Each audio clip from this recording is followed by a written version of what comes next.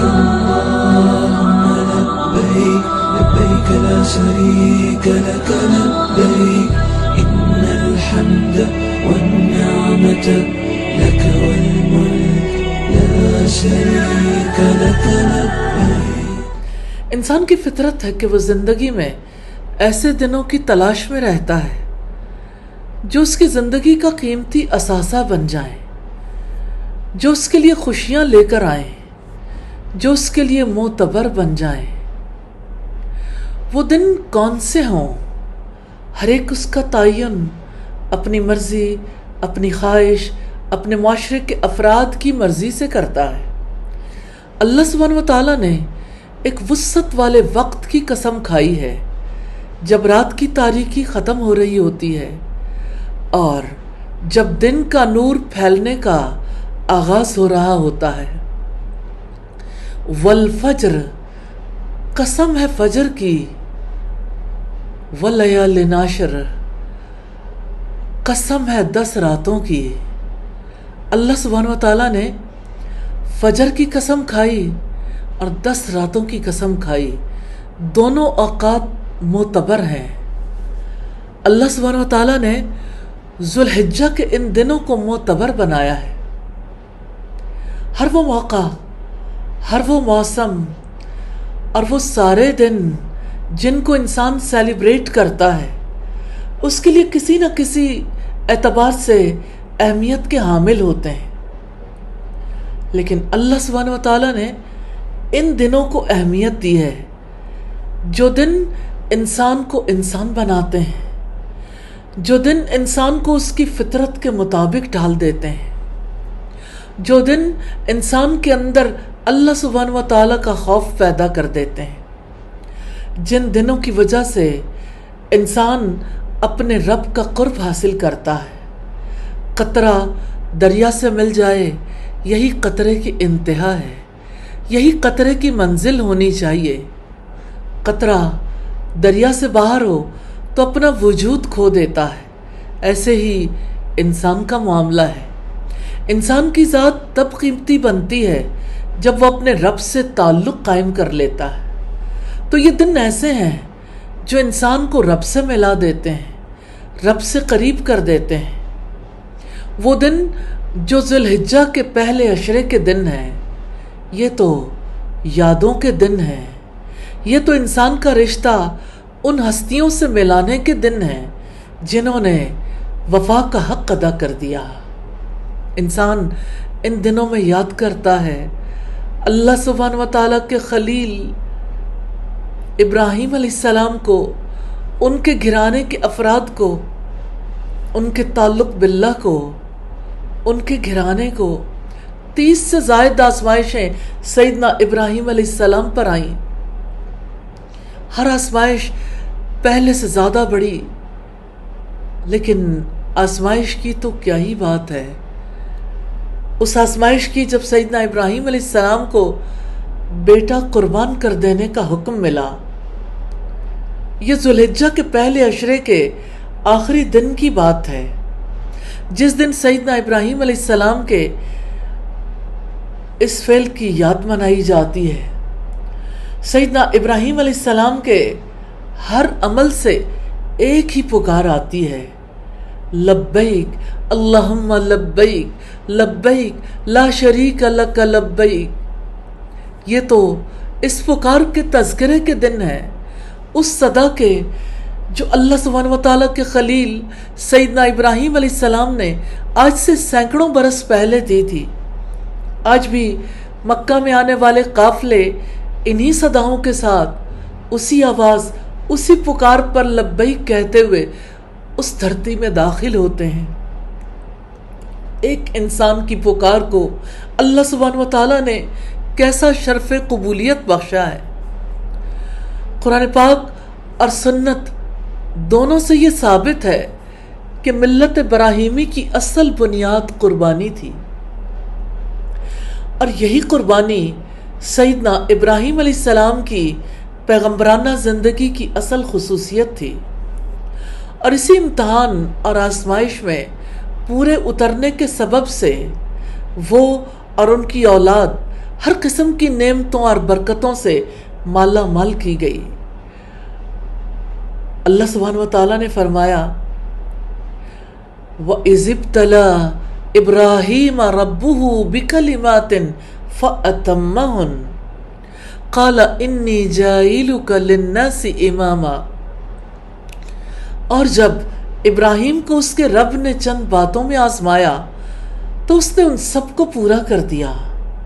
اللہ سبحانہ و تعالیٰ نے فرمایا یقیناً میں تمہیں سب لوگوں کے لیے امام بنانے والا ہوں۔ اور تذکرہ ہے اسی واقعے کا سورہ الصافات کی آیت نمبر 102 سے 111 تک۔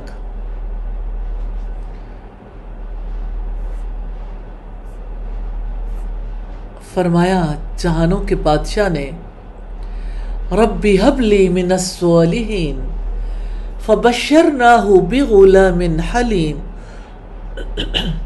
فلما بلغ معه السعی قال یا بنی انی ارى فی المنام انی اذبحک فانظر ماذا تری۔ اے میرے رب مجھے صالحین میں سے اولاد عطا کر۔ پھر ہم نے اسے ایک بردبار لڑکے کی بشارت دی۔ پھر جب اس کے ساتھ بھاگ دوڑ کی عمر کو پہنچا تو اس نے کہا اے میرے چھوٹے بیٹے یقیناً میں خواب میں دیکھتا ہوں کہ میں تجھے ذبح کر رہا ہوں۔ قال یا ابت افعل ما تؤمر۔ اس نے کہا اے میرے ابا جان جو آپ کو حکم دیا جا رہا ہے کر ڈالیے۔ رائے پوچھی تھی ابراہیم علیہ السلام نے آپ کی کیا رائے ہے؟ بیٹے نے کہا رائے کی بات نہیں، جو آپ کو حکم دیا جا رہا ہے کر ڈالیے۔ ستجدنی انشاءاللہ من الصابرین، انشاءاللہ ان قریب آپ مجھے صالحین میں سے پائیں گے، انشاءاللہ آپ مجھے صبر کرنے والوں میں سے پائیں گے۔ فلما اسلما وتلہ للجبین ونادیناہ ان یا ابراہیم قد صدقت الرؤیا انا کذالک نجزی المحسنین ان ھذا لہو البلاء المبین وفدیناہ بذبح عظیم وترکنا علیہ فی الآخرین سلام علی ابراہیم کذالک نجزی المحسنین انہ من عبادنا المؤمنین۔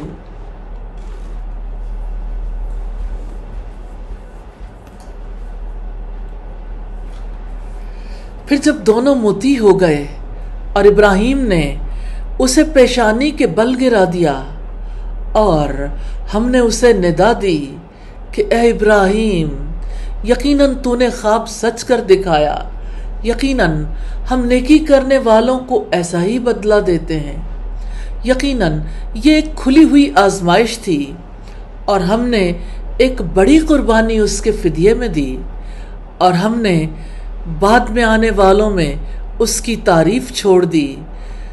سلام ہے ابراہیم پر، اسی طرح ہم نیکی کرنے والوں کو جزا دیتے ہیں، یقیناً وہ ہمارے ایمان والے بندوں میں سے تھا۔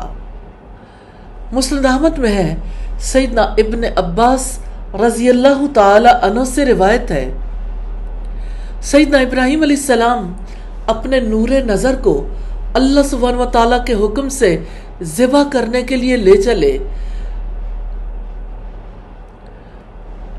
تو شیطان ان کے سامنے آیا، لیکن سیدنا ابراہیم علیہ السلام اس سے آگے بڑھ گئے۔ پھر سیدنا جبریل علیہ السلام کے ساتھ آپ جمرہ عقبہ کے پاس پہنچے تو پھر شیطان سامنے آیا، لیکن سیدنا ابراہیم علیہ السلام نے اسے 7 کنکریاں ماری۔ پھر جمرہ وسطیٰ کے پاس آیا، پھر وہاں 7 کنکریاں ماری۔ رسول اللہ فرماتے ہیں کہ سیدنا ابراہیم علیہ السلام مناسک ادا کرنے کے لیے تشریف لائے تو جمرہ اخرى کے پاس شیطان نظر آیا۔ سیدنا ابراہیم علیہ السلام نے اس کو 7 کنکریاں ماری یہاں تک کہ وہ زمین میں دھنس گیا۔ جمرۃ الوسطیٰ کے قریب بھی یہی صورت پیش آئی اور سیدنا ابن عباس رضی اللہ تعالیٰ عنہ نے فرمایا، شیطان کو مارتے رہو اور اپنے باپ سیدنا ابراہیم علیہ السلام کے دین پر چلتے رہو۔ یہی وہ برکت ہے جس کو مسلمان دن میں 5 مرتبہ اللہ سبحانہ و تعالیٰ کے سامنے یاد کرتے ہیں۔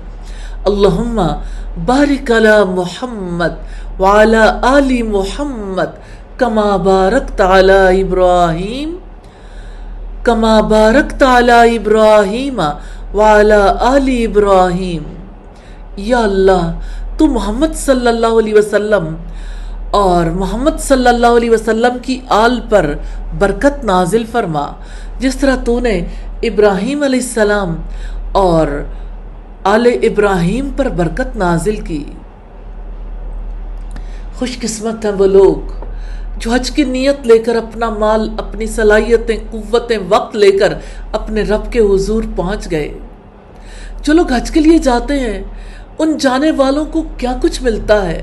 طواف سے دل کی بے چینی کو قرار آتا ہے، آنسوؤں کے ساتھ، آہوں کے ساتھ رب سے فریادیں کرنے کا، دعائیں مانگنے کا موقع ملتا ہے، زمزم کا پانی پی کر ایمان کو تازہ کرنے کا موقع ملتا ہے۔ رب پر توکل کی یادگار ہے زمزم، جو اس پانی کو پیتا ہے روحانی اور جسمانی طور پر شفا حاصل کرتا ہے۔ عرفات جائیں گے، منا میں راتیں گزاریں گے، جمرات کو کنکریاں ماریں گے۔ ایک فعل ایسا ہے، جانے والا تو دامن بھر لے، پیچھے والے کیا کریں؟ جو جانے کی طاقت نہ رکھتے ہوں، کیا ان کے لیے بھی کوئی خیر ہے؟ کیا ان کے لیے بھی کوئی نیکی کا سامان موجود ہے؟ کیا ان کے لیے بھی مواقع میسر ہیں؟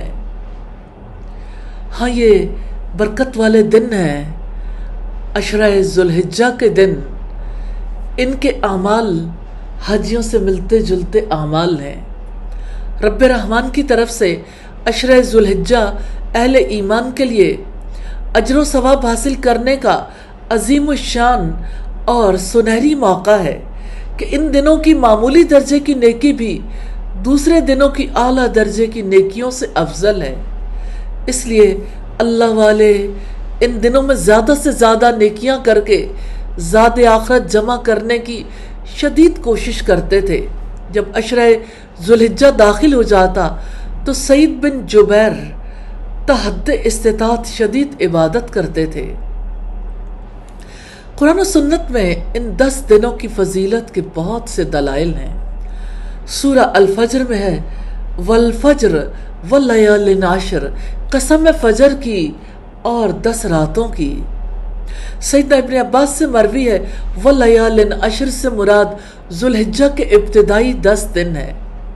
اللہ سبحانہ و تعالیٰ کا ان دنوں کی قسم کھانا ان کی شان اور عظمت پر دلیل ہے۔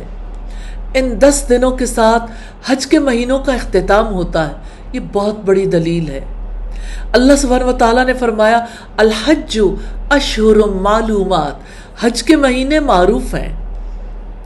حافظ ابن رجب نے لکھا ہے ذوالحجہ کے 10 دنوں کے فضائل میں ایک بات یہ بھی ہے کہ وہ معلوم مہینوں کا آخری حصہ ہے اور وہ مہینے حج کے ہیں جن کے بارے میں اللہ سبحانہ و تعالیٰ نے فرمایا الحج اشہر معلومات، حج کے مہینے معلوم ہیں اور وہ شوال، ذوالقعدہ اور ذوالحجہ کے 10 دن ہیں۔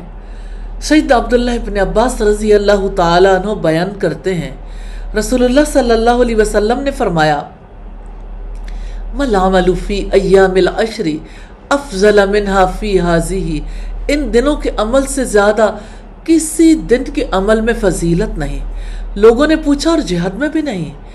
آپ صلی اللہ علیہ وسلم نے فرمایا وَلَا الْجِهَادُ إِلَّا رَجُلٌ خَرَجَ يُخَاطِرُ بِنَفْسِهِ وَمَالِهِ فَلَمْ يَرْجِعْ بِشَيْءٍ، ہاں جہاد میں بھی نہیں سوائے اس شخص کے جو اپنی جان اور مال خطرے میں ڈال کر نکلا اور واپس آیا تو ساتھ کچھ بھی نہ لایا، سب کچھ اللہ سبحانہ و تعالیٰ کی راہ میں قربان کر دیا۔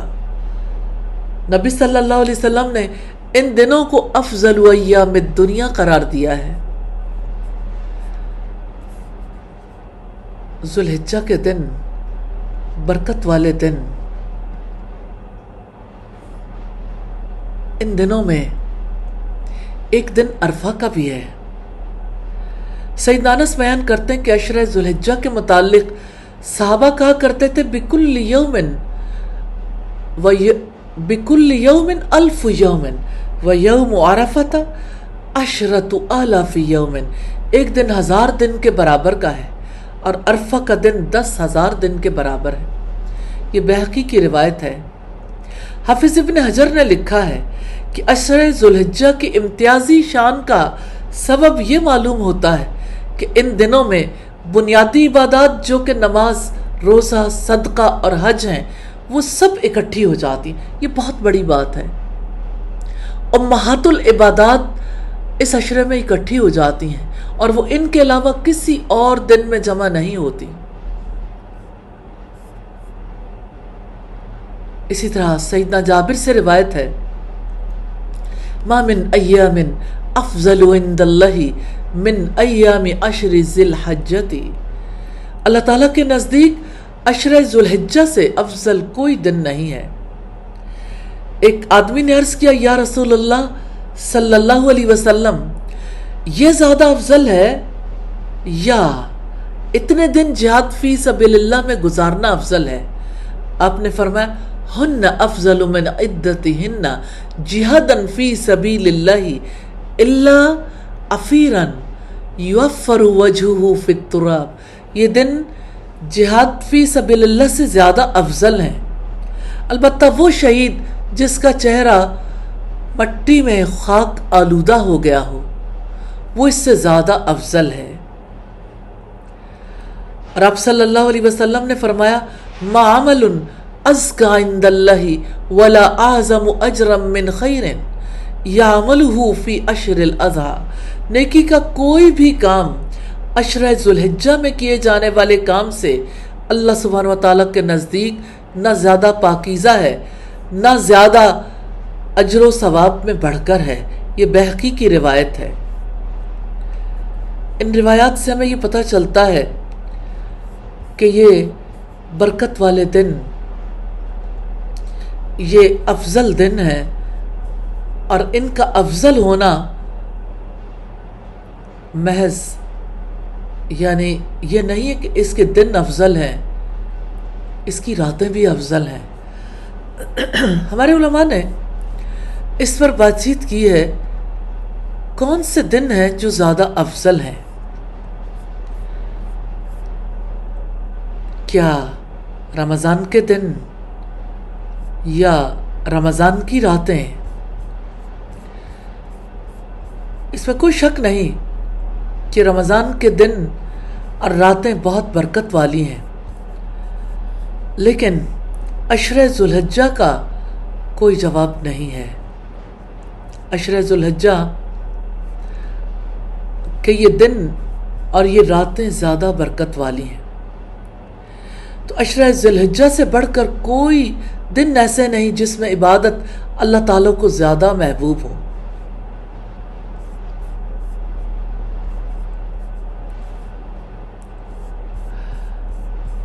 اللہ سبحانہ وتعالیٰ نے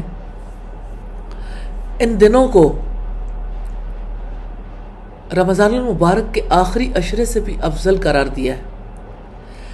ان دونوں عشروں کی بڑی فضیلت ہے، کتاب و سنت میں اس کے متعدد دلائل آئے ہیں۔ ان میں سے افضل عشرہ کون سا ہے؟ تو اس بارے میں صحیح اور درست موقف یہ ہے کہ سال بھر کے دنوں سے عشرہ ذوالحجہ افضل ہے، اور سال بھر کی راتوں میں سے رمضان کی آخری 10 راتیں افضل ہیں۔ اس بارے میں امام ابن تیمیہ کا فتویٰ بہت مدد دیتا ہے۔ عشرہ ذوالحجہ اور رمضان کے آخری عشرے میں سے کون سا عشرہ افضل ہے؟ تو ذوالحجہ کے ابتدائی 10 دن رمضان کے آخری 10 دنوں سے افضل ہیں، اور رمضان کے آخری عشرے کی راتیں ذوالحجہ کی 10 راتوں سے افضل ہیں۔ حافظ ابن قیم بیان کرتے ہیں جب فاضل اور سمجھدار شخص اس جواب پر غور کرے گا تو اسے شافی اور کافی پائے گا، کیونکہ ذوالحجہ کے 10 دنوں کے علاوہ یعنی ان 10 دنوں کے علاوہ ایام کے اعمال اللہ تعالیٰ کو 10 ذوالحجہ کے اعمال سے زیادہ محبوب نہیں۔ ان ایام میں یوم عرفہ ہے، یوم النحر ہے، یوم الترویہ ہے جو خاص فضیلت کے حامل ہیں، اور رمضان کی آخری 10 راتیں شب بیداری کی راتیں ہیں جن میں رسول اللہ صلی اللہ علیہ وسلم رات بھر عبادت کیا کرتے تھے، اور ان راتوں میں شب قدر بھی ہے۔ تو جو شخص اس تفصیل کے بغیر جواب دے گا اس کے لیے ممکن نہیں کہ وہ صحیح دلیل پیش کر سکے۔ آپ اسے ڈیٹیل سے دیکھنا چاہتے ہیں تو مجموع الفتاوی لابن تیمیہ میں دیکھیے، والیوم 25 پر پیج 287 پر۔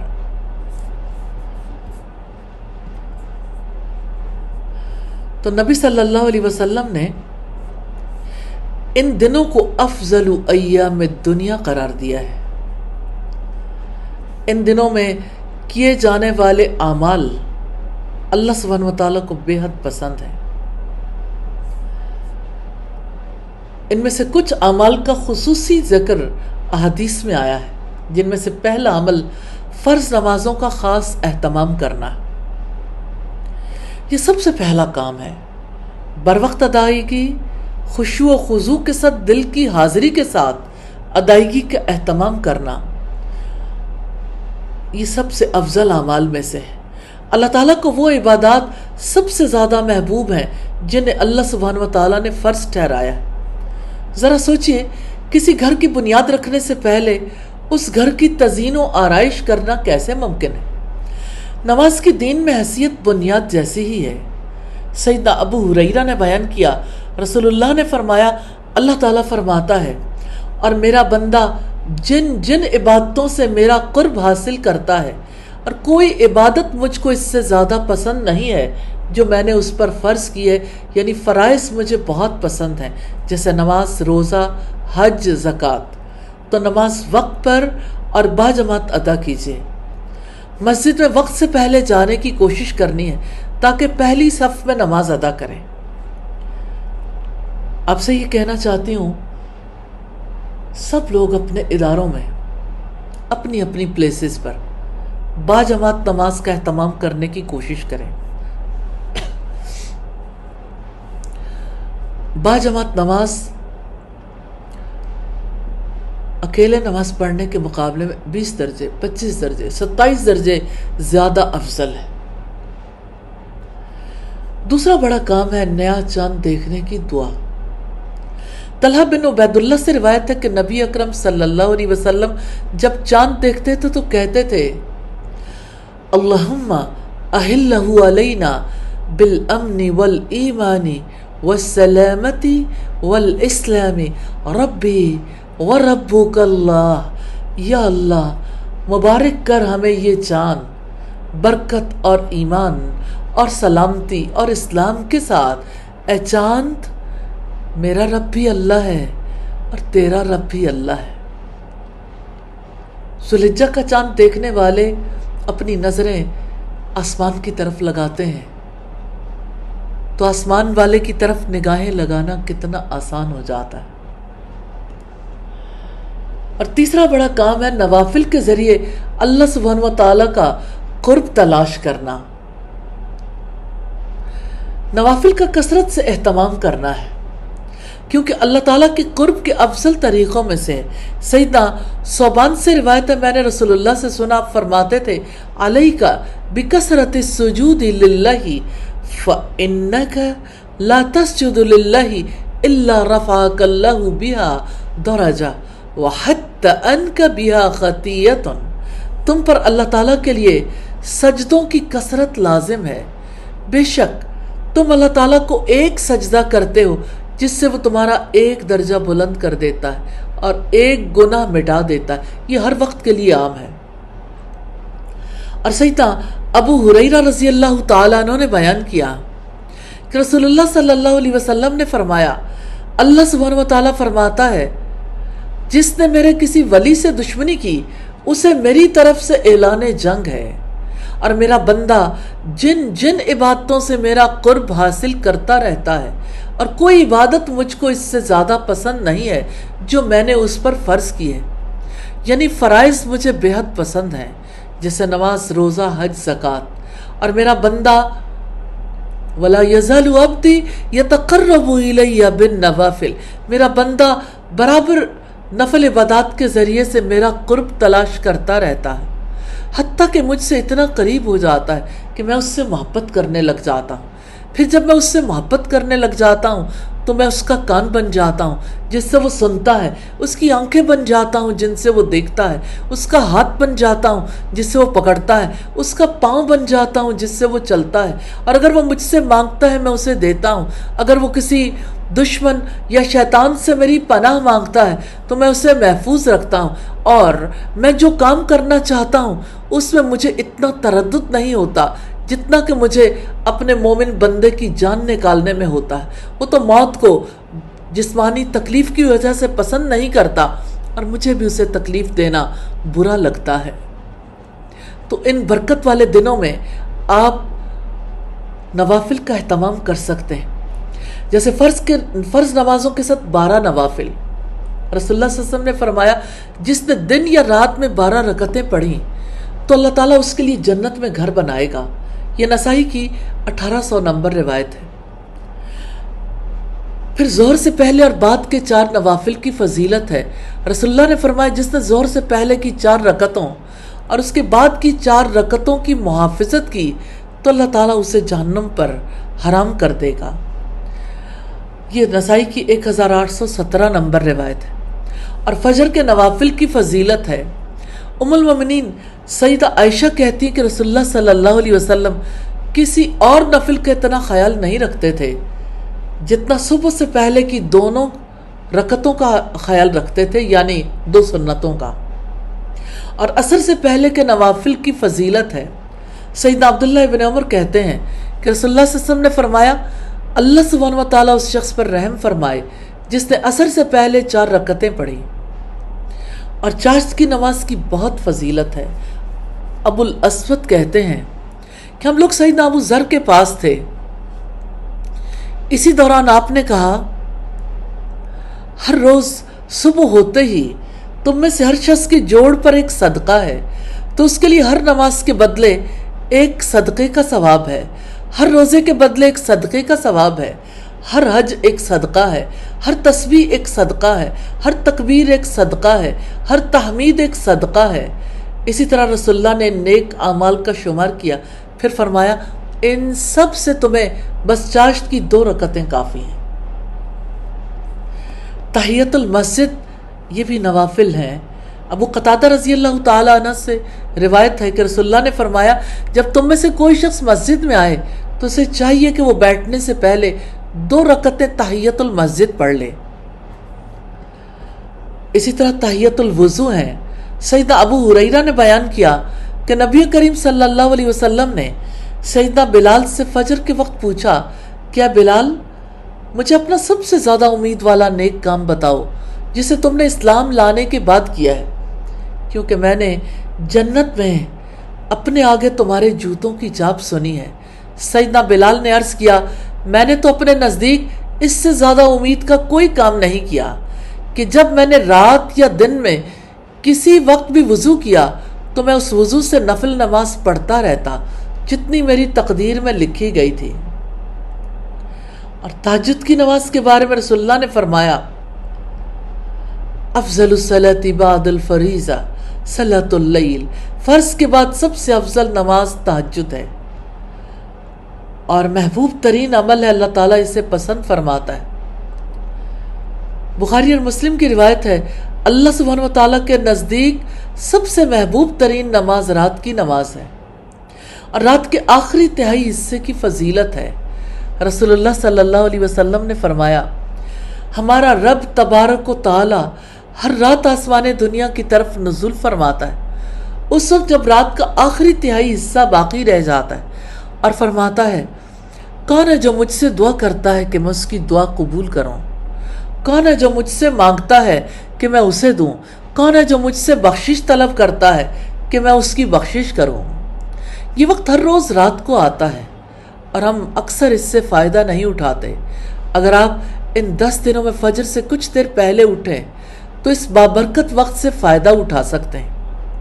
اس خاص وقت میں اللہ سبحانہ و تعالیٰ سے گڑ گڑا کر بخشش کی دعا بھی کریں اور اللہ تعالیٰ سے اس کی عبادت کی توفیق بھی طلب کریں، کیونکہ عبادت وہی کر سکتا ہے جس کو رب العزت توفیق عطا فرمائے۔ اسی طرح نیک اعمال میں روزہ انتہائی اہمیت کا حامل ہے۔ ایک حدیث قدسی میں رب العزت کا ارشاد ہے، اللہ سبحانہ و تعالیٰ فرماتا ہے، بندہ اپنا کھانا پینا اور اپنی شہوت میرے لیے چھوڑ دیتا، روزہ میرے لیے ہے اور میں ہی اس کا بدلہ دوں گا، اور دوسری نیکیوں کا ثواب بھی اصل نیکی کا 10 گنا ہوتا ہے۔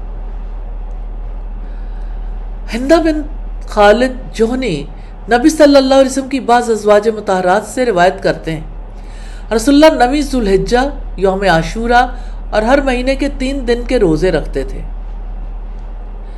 امام نووی نے فرمایا ان 10 دنوں کے روزے مستحب ہیں۔ تو یہ دن برکت والے دن ہیں۔ ان دنوں میں کثرت سے اللہ سبحانہ و تعالیٰ کو یاد کرنے کی ضرورت ہے۔ کثرت سے تحلیل، تکبیر اور تحمید کہنا کتنا بڑا عمل ہے۔ رب العزت نے فرمایا وَلَذِكْرُ اللَّهِ اکبر، اللہ کا ذکر، اللہ سبحانہ و تعالیٰ کی یاد، یہ تو بہت بڑی چیز ہے۔ سیدنا ابو ہریرہ رضی اللہ تعالیٰ عنہ سے روایت ہے کہ نبی صلی اللہ علیہ وسلم نے فرمایا ما من ایام احب الی اللہ ان یتعبد له فیها من 10 ذی الحجۃ یعدل صیام کل یوم منها بصیام سنۃ وقیام کل لیلۃ منها بقیام لیلۃ القدر۔ اللہ سبحانہ و تعالیٰ کے نزدیک کوئی عمل 10 ذو الحجہ میں کیے جانے والے عمل سے زیادہ پسندیدہ نہیں ہے۔ ان میں سے ایک دن کا روزہ 1 سال کے روزوں کے برابر ہے، اور ایک رات کا قیام لیلۃ القدر کے قیام کے برابر ہے۔ اسی لیے تو اللہ تعالیٰ نے ان دنوں کی قسم کھائی ہے، اور اللہ سبحانہ و تعالیٰ نے پیچھے رہ جانے والوں کو محروم نہیں رکھا۔ تو یہ برکت والے دن ہیں، یادوں کے دن ہیں، اور ان دنوں میں ایک دن عرفہ کا دن ہے۔ یوم عرفہ بہت قیمتی دن ہے۔ 9 ذی الحجہ کا روزہ رکھنا یہ عظیم عمل ہے۔ 10 ذو الحجہ کے فضائل میں سے ایک بات یہ بھی ہے کہ ان میں سے 9واں دن یوم عرفہ ہے۔ یہ وہ عظیم دن ہے جس میں اللہ تعالیٰ سال کے سارے دنوں میں سے ہر دن کے مقابلے میں زیادہ تعداد میں لوگوں کو جہنم کی آگ سے آزادی عطا فرماتا ہے۔ سید عائشہ نے بیان کیا کہ یقیناً رسول اللہ صلی اللہ علیہ وسلم نے ارشاد فرمایا، کوئی دن ایسا نہیں کہ اس میں اللہ تعالیٰ عرفات کے دن سے زیادہ لوگوں کو جہنم کی آگ سے آزاد کرتا۔ یہی وہ دن ہے جس میں اللہ تعالیٰ نے دین اسلام کو مکمل فرمایا، اہل اسلام پر اپنی نعمت کو مکمل فرمایا۔ سیدنا عمر بن خطاب سے روایت ہے، ایک یہودی شخص نے ان سے کہا، اے امیر المومنین، تمہاری کتاب میں ایک آیت ہے جس کو تم پڑھتے ہو، اگر ہم یہودیوں پر وہ نازل ہوتی ہم اس کے نزول کو عید بنا لیتے۔ انہوں نے دریافت کیا کون سی آیت؟ اس نے کہا، الیوم اکملت لکم دینکم واتممت علیکم نعمتی ورضیت لکم الاسلام دینا۔ آج میں نے تمہارے لیے تمہارے دین کو مکمل کر دیا، تم پر اپنی نعمت پوری کر دی، اور تمہارے لیے اسلام کو دین کی حیثیت سے پسند کیا ہے۔ سید عمر رضی اللہ تعالیٰ عنہ نے فرمایا، جس دن اور جس جگہ نبی کریم پر وہ آیت نازل ہوئی ہم اس سے آگاہ ہیں۔ جمعہ کا دن تھا اور آپ عرفات میں کھڑے تھے۔ اور سیدہ قتادہ سے روایت رسول اللہ صلی اللہ علیہ وسلم سے یوم عرفہ یعنی 9 ذو الحجہ کے روزے کے متعلق سوال کیا گیا تو آپ نے فرمایا، گزشتہ اور آئندہ سال کے گناہ دور کر دیتا ہے۔ یہ صحیح مسلم کی روایت ہے۔ اور نبی کریم صلی اللہ علیہ وسلم نے حجۃ الوداع کے موقع پر میدان عرفات میں اس دن کا روزہ نہیں رکھا۔ سیدہ ام فضل بنت حارث سے روایت ہے، کچھ لوگوں نے ان کے سامنے عرفہ کے دن نبی صلی اللہ علیہ وسلم کے روزے کے بارے میں اختلاف کیا۔ کچھ نے کہا وہ روزے سے ہیں، کچھ نے کہا ان کا روزہ نہیں ہے۔ میں نے آپ کی خدمت میں دودھ کا ایک پیالہ بھیجا، تب آپ اونٹ پر تھے، آپ نے اس کو پی لیا، اور ثابت ہوا کہ عرفہ کے دن حاجیوں نے روزہ نہیں رکھنا۔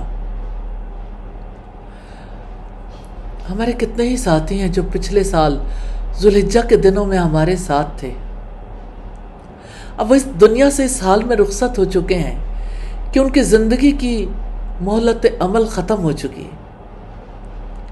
ممکن ہے کہ یہ ہماری زندگی کا آخری عشرہ ذوالحجہ ہو، ہمیں دوبارہ اس دن کا روزہ رکھنے کا کبھی موقع نہ مل سکے، اس لیے اس موقع سے فائدہ اٹھانے کی پوری کوشش کرنی چاہیے۔ اللہ سبحانہ وتعالی ہمیں توفیق عطا فرمائے، ہم خود بھی یہ روزے رکھیں، دوسروں کو بھی اس کی ترغیب دلائیں۔ اور 10ویں ذوالحجہ عید کا دن ہے، اس دن روزہ رکھنا حرام ہے۔ عرفہ کے دن خصوصی طور پر اللہ سبحانہ وتعالی کے حضور توبہ کرنا، یہ ان دنوں میں بہت بڑا عمل ہے، اور رب العزت نے ان 10 دنوں میں اپنا ذکر کرنے کا حکم دیا ہے۔ فرمایا وَيَذْكُرُ اسْمَ اللَّهِ فِي أَيَّامٍ مَعْلُومَاتٍ، چند معلوم دنوں میں ان پر اللہ تعالیٰ کا نام لیں، اور یہ معلوم دن عشرہ ذوالحجہ کے 10 دن ہیں۔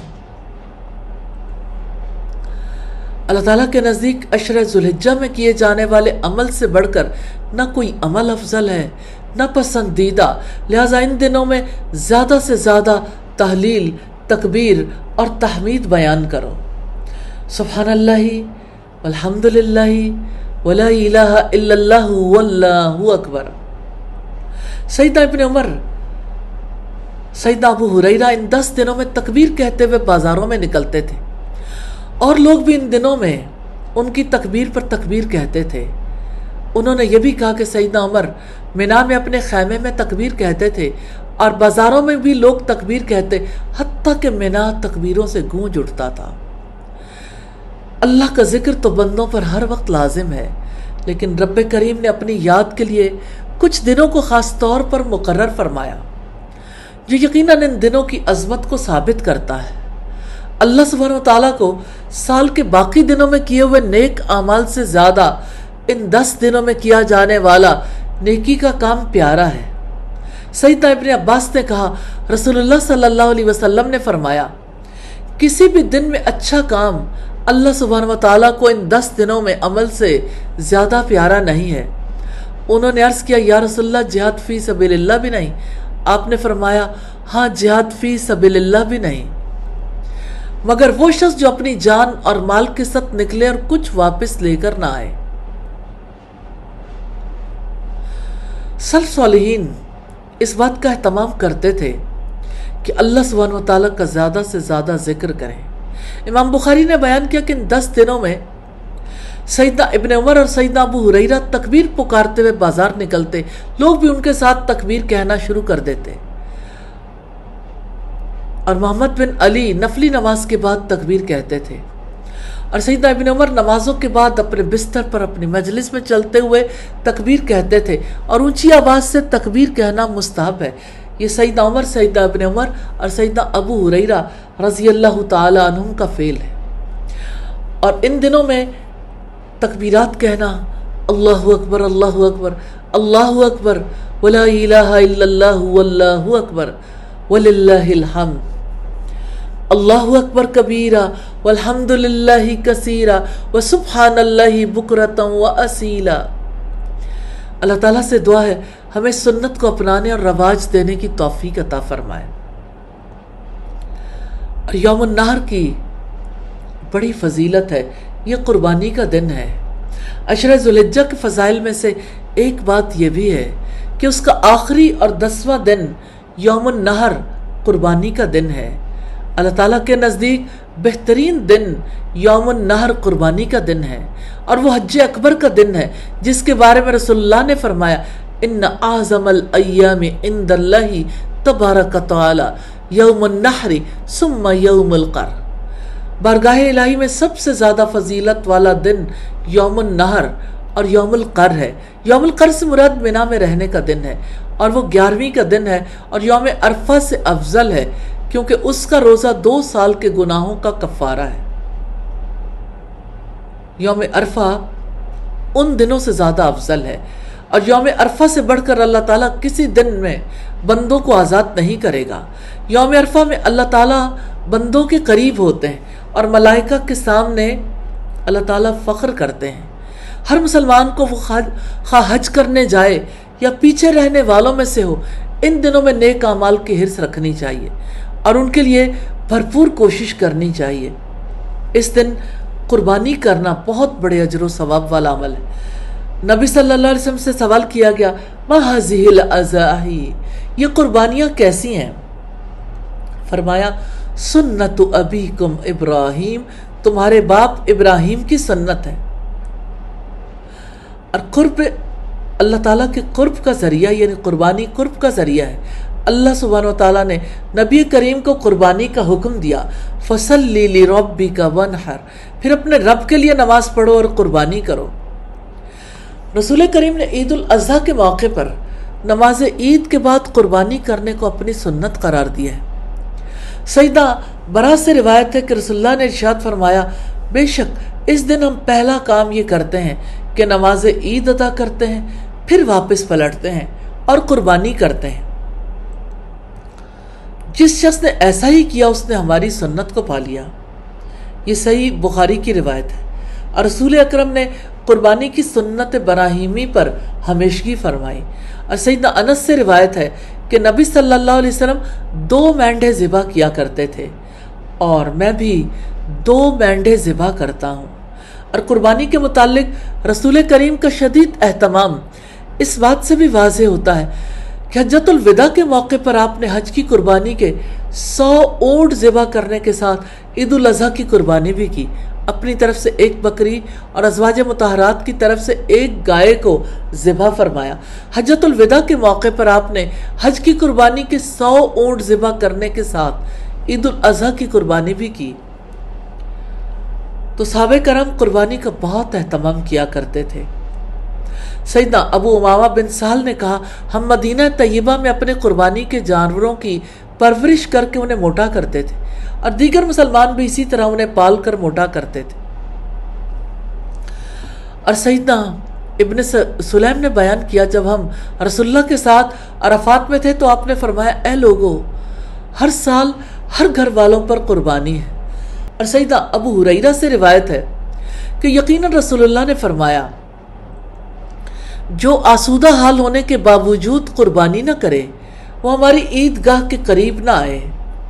ذوالحجہ کے دن قربانی کی یاد کے دن ہے۔ یہ سیدنا ابراہیم علیہ السلام اور سیدنا اسماعیل علیہ السلام کی یاد کے دن ہے۔ سیدنا ابراہیم علیہ السلام نے جب اپنا بیٹا قربان کرنا چاہا تھا تو اللہ سبحانہ و تعالیٰ نے 1 مینڈے کے سیدنا اسماعیل علیہ السلام کو چھڑوا لیا تھا۔ آج ہم انہی کی یاد میں قربانیاں کرتے ہیں۔ کیا اس قربانی کے کرنے پر ہمیں ثواب ملتا ہے؟ سیدہ عائشہ رضی اللہ تعالی عنہ سے روایت ہے کہ اللہ کے رسول صلی اللہ علیہ وسلم نے فرمایا، کسی آدمی نے قربانی کے روز کوئی عمل ایسا نہیں کیا جو اللہ تعالیٰ کو قربانی سے زیادہ پسند ہو۔ قربانی قیامت کے دن اپنے سینگوں، بالوں اور کھروں سمیت آئے گی۔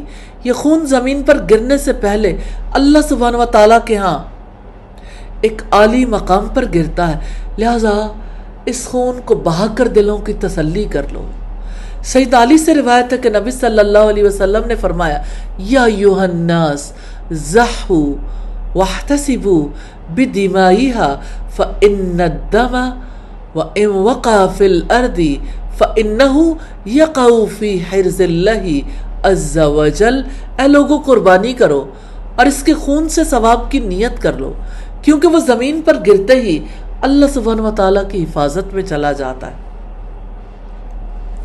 سیدنا عبداللہ ابن عباس بیان کرتے ہیں، رسول اللہ نے فرمایا، ما انفقت الورق فی شیء احب الی اللہ من نحر ینحر یوم عید۔ آج تک عید کے دن کی جانے والی قربانی سے اللہ تعالیٰ کے ہاں کسی بہتر چیز پر روپیہ خرچ نہیں ہوا۔ اور میت کو قربانی میں شریک کرنے کے حوالے سے سیدہ عائشہ سے روایت ہے، یقیناً رسول اللہ نے سینگوں والا ایک مینڈھا لانے کا حکم دیا جس کے ہاتھ، پاؤں اور پیٹ سیاہ ہوں، چنانچہ وہ آپ کے پاس لایا گیا تاکہ آپ اس کی قربانی کریں۔ پھر آپ نے ان سے فرمایا، عائشہ چھری لاؤ۔ پھر آپ نے فرمایا اس کو پتھر پر تیز کرو۔ انہوں نے حکم کی تعمیل کی۔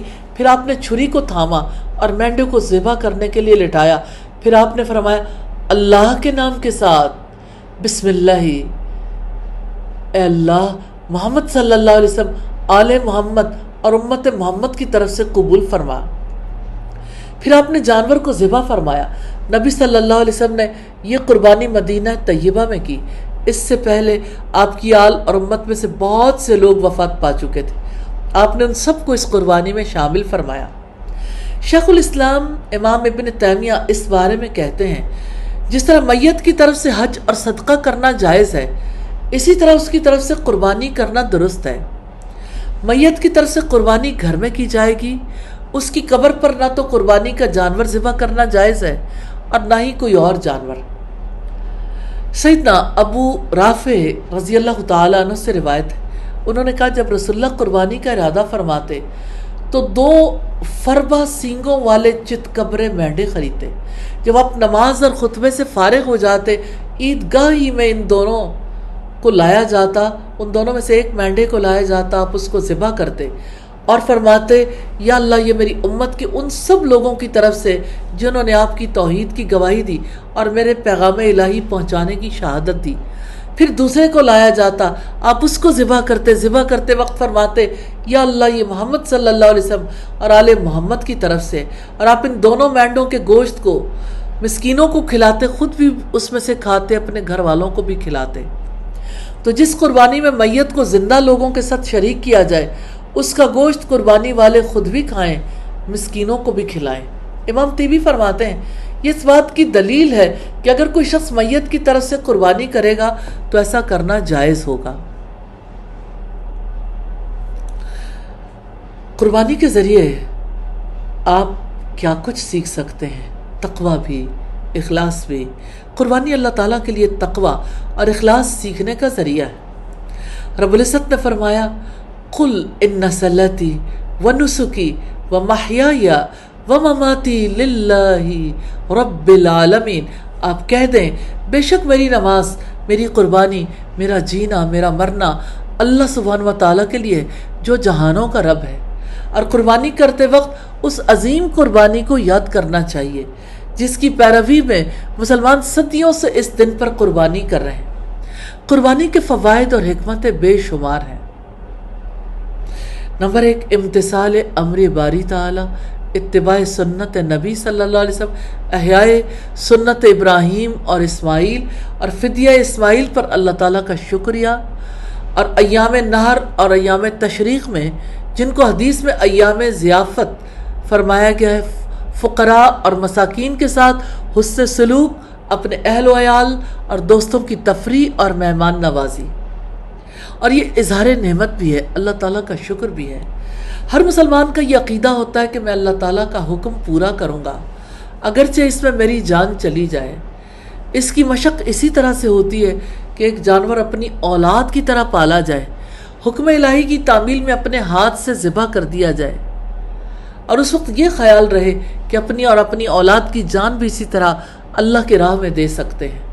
اور قربانی کا اصل فائدہ اور مقصد خود اللہ تعالیٰ نے جامع الفاظ میں بیان کر دیا کہ اللہ سبحانہ و تعالیٰ کو نہ قربانی کا گوشت پہنچتا ہے نہ لہو، وَلَكِنْ يَنَالُهُ التَّقْوَى مِنْكُمْ، تمہارے دل کا ادب، دل کی پرہیزگاری پہنچتی ہے۔ كَذَلِكَ سَخَّرَهَا لَكُمْ، اسی طرح جانوروں کو اللہ تعالیٰ نے تمہارے بس میں کر دیا ہے تاکہ اللہ کی بڑائی بیان کرو، اس کے لیے تمہیں اس نے ہدایت دی ہے۔ یعنی مسلمانوں کا اصل مقصد صرف جانوروں کی خون ریزی نہیں ہونا چاہیے، اصل غرض اللہ کے حکم کی تعمیل ہے، ذکر ہے، تکبیر الہی ہے، اور اللہ کے شاعر کو قائم کرنا ہے۔ اور قربانی کرتے ہوئے اللہ تعالیٰ کی رضا کے لیے نیت کو خالص کرنا چاہیے اور اللہ سبحانہ و تعالیٰ سے ثواب کی امید رکھنی چاہیے۔ اور ذوالحجہ کا چاند نظر آ جائے تو کچھ کام حاجیوں جیسے ہیں جو آپ نے کرنے ہیں. نہ ناخن تراشنا ہے، نہ بال کٹوانا ہے، یہ مستحب ہے. رسول اللہ نے فرمایا من رأى ہلال ذی الحجۃ واراد ان یضحی فلا یأخذ من شعرہ ولا من اظفارہ. جس نے ذوالحجہ کا چاند دیکھ لیا اور وہ قربانی کرنے کا ارادہ رکھتا ہے تو اسے بال اور ناخن نہیں تراشنے چاہیے. قربانی کرنے والا ہلال ذوالحجہ کے بعد بالوں اور ناخنوں کو نہ چھیڑے. سیدہ ام سلمہ سے روایت ہے کہ نبی کریم نے فرمایا جب تم ذوالحجہ کا چاند دیکھ لو اور تمہارا قربانی کرنے کا ارادہ ہو تو اپنے بالوں اور ناخنوں کو کاٹنے اور تراشنے سے بچو. یہ صحیح مسلم کی روایت ہے. اور ذوالحجہ کا چاند نظر آئے اللہ سبحانہ وتعالیٰ کا کثرت سے ذکر کریں. اس نے حکم دیا ہے یا ایھا الذین آمنوا اذکروا اللہ ذکرا کثیرا.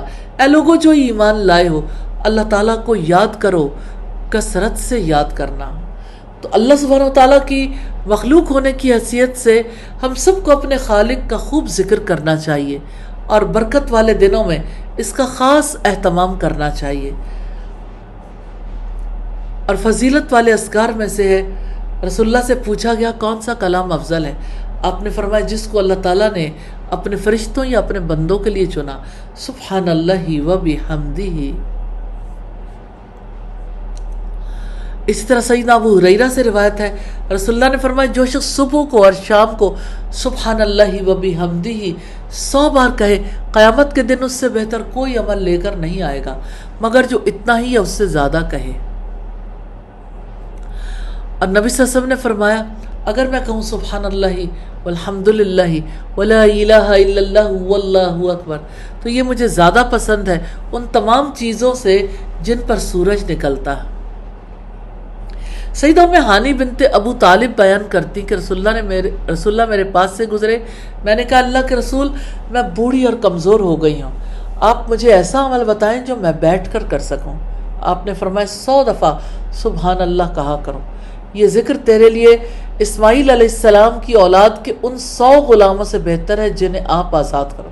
100 دفعہ الحمدللہ کہا کرو، یہ ذکر تیرے لیے ان 100 زین شدہ اور لگام شدہ گھوڑوں سے بہتر ہے جن کا آپ اللہ کے راستے میں صدقہ کرو. اور 100 دفعہ اللہ اکبر کہا کرو، یہ ذکر تیرے لیے قلادے والی اللہ تعالیٰ کے ہاں مقبول ان 100 اونٹنیوں سے بہتر ہے جنہیں مکہ میں ذبح کیا جائے. 100 دفعہ لا الہ الا اللہ کہا کرو، یہ ذکر آسمان اور زمین کے درمیانی خلا کو ثواب سے بھر دے گا اور اس دن اس عمل کے مقابلے میں کوئی عمل نہیں ہوگا جو آسمان کی طرف بلند ہو سوائے اس آدمی کے عمل کے جو تیری طرح کا عمل کرے.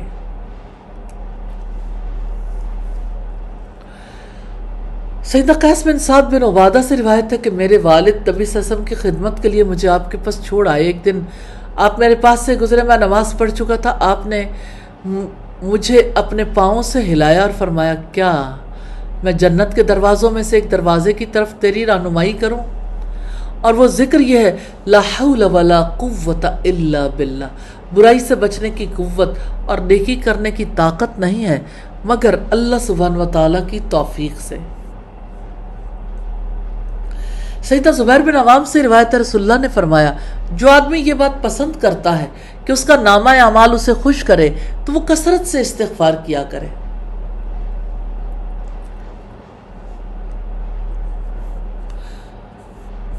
پھر اپنے رب سے خوب دعائیں کرنا. رب العزت کا فرمان ہے وَإِذَا سَأَلَكَ عِبَادِي عَنِّي فَإِنِّي قَرِيبٌ أُجِيبُ دَعْوَةَ الدَّاعِ إِذَا دَعَانِ فَلْيَسْتَجِيبُوا لِي وَلْيُؤْمِنُوا بِي لَعَلَّهُمْ يَرْشُدُونَ. اور جب میرے بندے آپ سے میرے بارے میں سوال کریں تو یقیناً میں قریب ہی ہوں. میں پکارنے والے کی دعا قبول کرتا ہوں. جب بھی وہ مجھے پکارتا ہے تو لازم ہے کہ وہ میری بات مانیں اور مجھ پر ہی ایمان لائیں تاکہ وہ ہدایت پائیں. ان برکت والے دنوں اور راتوں میں دعاؤں کا خوب اہتمام کیجیے، خصوصاً عرفہ کے دن اور سحر اور افطار کے وقت. سیدنا عبداللہ ابن عمرو ابن عاص کہتے کہ نبی اکرم نے فرمایا سب سے بہتر دعا عرفہ والے دن کی دعا ہے، اور میں نے اب تک جو کچھ بطور ذکر کہا ہے اور مجھ سے پہلے جو دوسرے نبیوں نے کہا ہے ان میں سب سے بہتر دعا یہ ہے لا الہ الا اللہ وحدہ لا شریک لہ لہ الملک ولہ الحمد وہو علی کل شیء قدیر۔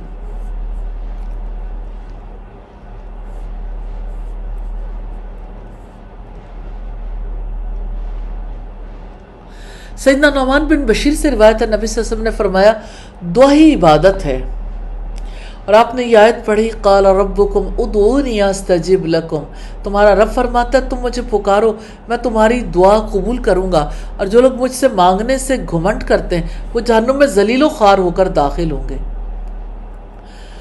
تو کثرت سے دعائیں کیجئے، کثرت سے اپنے رب کو یاد کیجئے، وقت کو لایانی مصروفیات میں ضائع مت کیجئے، اور عام دنوں سے زیادہ نیک اعمال کے لیے کوشش کر لیں۔ اگر زکوٰۃ ادا نہیں کی تو ادا کر لیں، حج کی ادائیگی کے لیے خصوصی دعا کر لیں، اگر حج فرض ہے اور ابھی نہیں کیا تو اللہ تعالیٰ سے ان دنوں میں خاص دعا کریں، دعا کی قبولیت کے اوقات میں خصوصی دعائیں کریں کہ اللہ تعالیٰ اس عظیم عبادت کو آسان انداز میں ادا کرنے کی توفیق عطا فرمائیں۔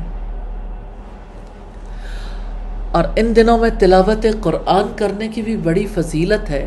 سیدنا عبداللہ ابن مسعود کہتے ہیں رسول اللہ نے فرمایا جس نے کتاب اللہ کا ایک حرف پڑھا اسے اس کے بدلے ایک نیکی ملے گی، اور ایک نیکی 10 گنا بڑھا دی جائے گی۔ میں نہیں کہتا الف لام میم ایک حرف ہے،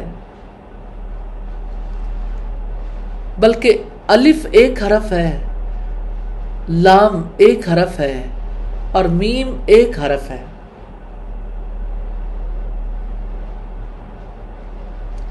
یہ ترمذی کی روایت ہے 2910 نمبر پر۔ اسی طرح اعلیٰ اخلاق کا مظاہرہ کرنا یہ بڑا اہم کام ہے۔ پھر صدقہ و خیرات کرنا، اپنی محبوب ترین اشیاء میں سے کچھ اللہ سبحانہ و تعالیٰ کے لیے خرچ کر لیں، ضرورت سے زائد چیزیں اللہ تعالیٰ کے لیے خرچ کر لیں۔ اگر زکوٰۃ ادا نہیں کی تو زکوٰۃ ادا کر دیں، اگر زکوٰۃ ادا کی ہے تو صدقہ و خیرات کر لیں۔ پھر والدین سے حسن سلوک، یہ بہت اہم کام ہے۔ ان دنوں میں خاص طور پر والدین کے ساتھ وقت گزارنے کی کوشش کرنی چاہیے۔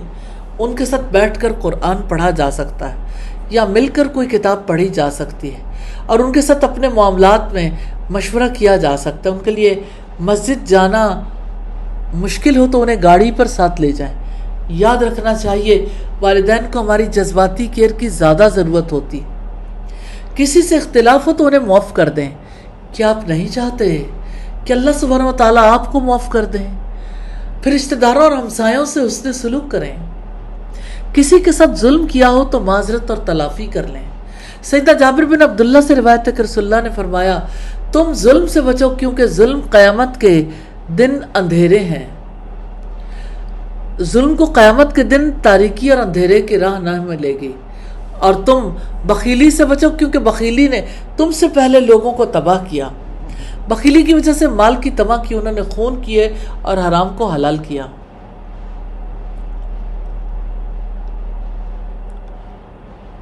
ان دنوں میں کرنے والے کاموں میں علم سکھانا بھی ہے، اللہ سبحانہ و تعالیٰ کی مکمل طور پر اطاعت کا عہد باندھنا بھی ہے۔ یہ وہ دن ہے جن میں ابراہیم علیہ السلام نے اللہ سبحانہ و تعالیٰ کے لیے عظیم قربانی پیش کی۔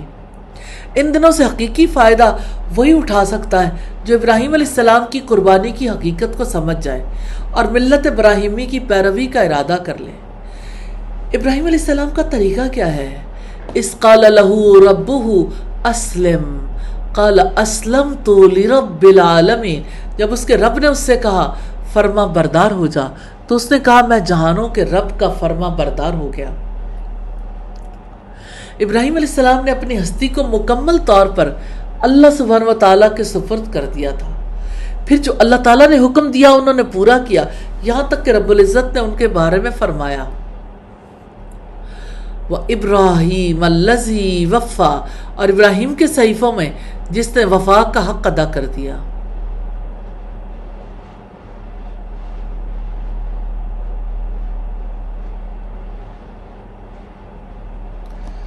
حقیقت یہ ہے کہ ایسی سپردگی اور وفاداری اللہ تعالیٰ کو ہر انسان سے مطلوب ہے۔ یہی ابراہیم علیہ السلام کی ملت ہے۔ اللہ تعالیٰ کے احکامات کی اطاعت کے راستے میں نہ کبھی ان کی اپنی ذات رکاوٹ بنی، نہ ان کے والدین، نہ اولاد، نہ بیوی، نہ کوئی اور رشتہ دار۔ رب العزت نے فرمایا ما کان ابراہیم یہودیم ولا نصرانیم ولکن کان حنیفا مسلما وما کان من المشرکین۔ ابراہیم نہ یہودی تھے نہ عیسائی، بلکہ وہ یکسو مسلمان تھے، مشرکوں میں سے نہیں تھے۔ یکسوئی مکمل حوالگی جس میں دل کے اندر غیر اللہ کا خیال بھی نہ آئے۔ رب العزت کا فرمان ہے وَمَن يَرْغَبُ عَن مِّلَّةِ إِبْرَاهِيمَ إِلَّا مَن سَفِهَ نَفْسَهُ، اور کون ہے جو ابراہیم کی ملت سے منہ موڑے مگر وہی جس نے خود کو بے وقوف بنا لیا۔ برکت والے دن ہر سال آتے ہیں اور گزر جاتے ہیں۔ آئیے اس بار یہ عہد کر لیں، اب کی بار یہ دن آپ کی زندگی کے ایسے دور کا آغاز کریں گے جس میں ابراہیم علیہ السلام کی سنت ہر لمحے ہر سانس میں نظر آئے گی۔ یہ زندگی محدود ہے، گزر جانے والی ہے، آخرت باقی اور ہمیشہ رہنے والی ہے۔ ابراہیم علیہ السلام کی زندگی ہزاروں سال پہلے ختم ہو چکی، لیکن رب کی وفاداری میں گزاری ہوئی زندگی کی برکت قیامت تک کے انسانوں کے سامنے ہے۔ اس رب کی رحمت بہت وسیع ہے۔ آج ہم رب کی وفاداری کی زندگی گزاریں گے تو رب ہمیں کبھی بھی ضائع نہیں کرے گا۔ اس کا وعدہ ہے وہ اپنے محسن اور مومن بندوں کو ایسا ہی اجر دیتا ہے جیسا کہ اس نے فرمایا وَتَرَكْنَا عَلَيْهِ فِي الْآخِرِينَ سَلَامٌ عَلَىٰ إِبْرَاهِيمَ كَذَلِكَ نَجْزِي الْمُحْسِنِينَ إِنَّهُ مِنْ عِبَادِنَا الْمُؤْمِنِينَ، اور ہم نے بعد میں آنے والوں میں اس کی تعریف چھوڑ دی۔ سلام ہے ابراہیم پر، اسی طرح ہم نیکی کرنے والوں کو جزا دیتے ہیں۔ یقیناً وہ ہمارے ایمان والے بندوں میں سے تھا۔ ابراہیم علیہ السلام کی سیرت میں ہمارے لیے بہت سے اسباق ہیں۔ ان دنوں میں ابراہیم علیہ السلام کی سیرت کے بارے میں جاننے کی کوشش کیجیے۔ یا اللہ آپ سے دعا ہے ہمیں بھی ان بندوں میں شامل فرما لیں جو ملت ابراہیمی کی پیروی کرتے ہیں۔ یقیناً ہمارا رب دعائیں قبول کرنے والا ہے۔ اللہ سبحانہ و تعالیٰ سے دعا ہے ان دنوں کو بھرپور طریقے سے گزارنے کی توفیق عطا فرما دیں۔ برکت والے دن ہر سال آتے ہیں، گزر جاتے ہیں۔ آئیے اس بار عہد کر لیں، اپنے رب سے دعا کر لیں اب کی بار یہ دن یوں ہی نہیں گزریں گے۔ اب کی بار تو انشاءاللہ ابراہیم علیہ السلام کی سنت ہر وقت ہر لمحے ہر سانس میں نظر آئے گی۔ یہ زندگی ختم ہو جانے والی ہے، آخرت ہمیشہ رہنے والی باقی رہنے والی ہے۔ ابراہیم علیہ السلام کی زندگی ہزاروں سال پہلے ختم ہو چکی، لیکن رب کی وفاداری میں گزاری ہوئی زندگی، اس زندگی کی برکت قیامت تک کے انسانوں کے سامنے۔ اس رب کی رحمت بہت وسیع ہے۔ آج ارادہ کر لیں، آج اپنے رب سے وعدہ کر لیں ہم رب کی وفاداری کی زندگی گزاریں گے تو رب ہمیں ضائع نہیں کرے گا۔ اس کا وعدہ ہے محسنوں کو وہ ایسی ہی جزا دیتا ہے۔ رب العزت نے فرمایا وَتَرَكْنَا عَلَيْهِ فِي الْآخِرِينَ، اور ہم نے بعد میں آنے والوں میں اس کی تعریف و توصیف چھوڑ دی۔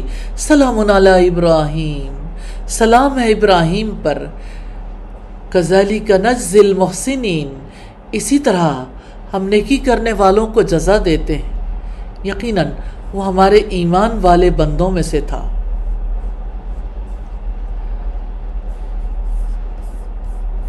اللہ سبحانہ و تعالیٰ سے دعا ہے ہمیں ملت ابراہیمی پر چلنے اور قائم رہنے کی توفیق عطا فرما دیں۔ آمین ثم آمین۔